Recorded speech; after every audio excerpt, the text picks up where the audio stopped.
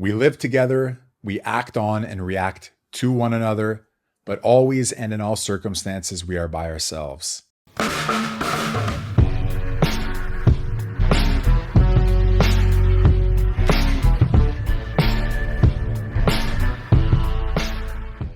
That's the beginning of a quote by Aldous Huxley from Brave New World. It's the first thing I can remember memorizing when I was a teenage reader.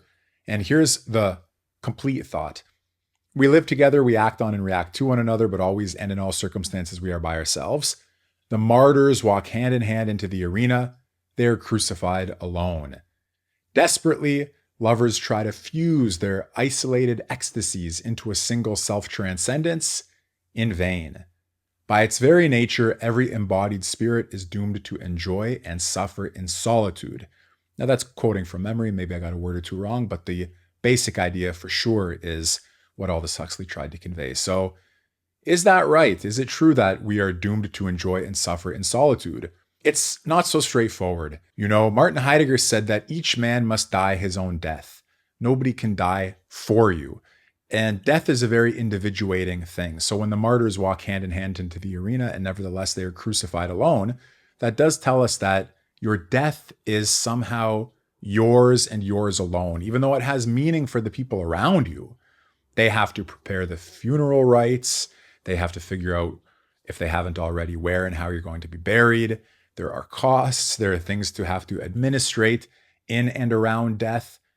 And you can read about people's death, which you do, I'm sure, if you read the newspaper or browse online.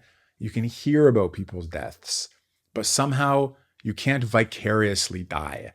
When you die, it's your death. So there's something truly individuating and personal and private, as strange as it might sound, about death and dying, so it seems.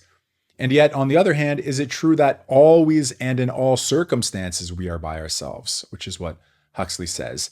Here, I think it's an exaggeration, and we can look again, for example, to Heidegger, who in analyzing the structure of human existence, what he called Dasein, in Being and Time, for instance, and in other works, he said, Dasein, or the human being, is always with others, even when you're alone. So I'm alone in this room right now, but I didn't build the room. I didn't manufacture the camera or the microphone that I'm using to record this.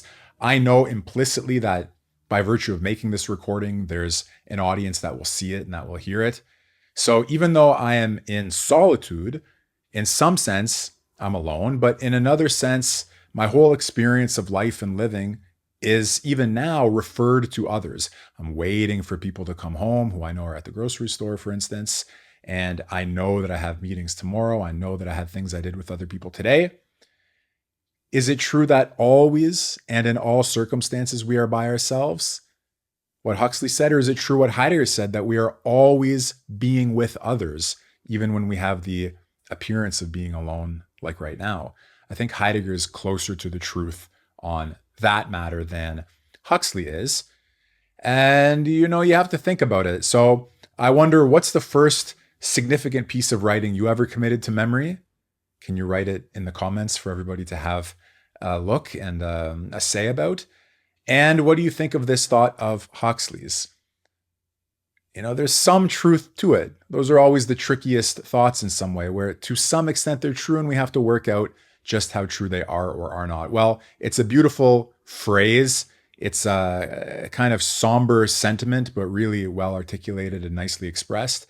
And yet, as I say, I think Heidegger's analysis here, both of the individuating aspects of death and the social aspects of everyday existence, or as he said, ontologically in our very being, the human beings being with others, that just, I think, is the truer of the two perspectives. So I wanted to share that with you, the first piece of writing I ever committed to memory, Aldous Huxley, Brave New World.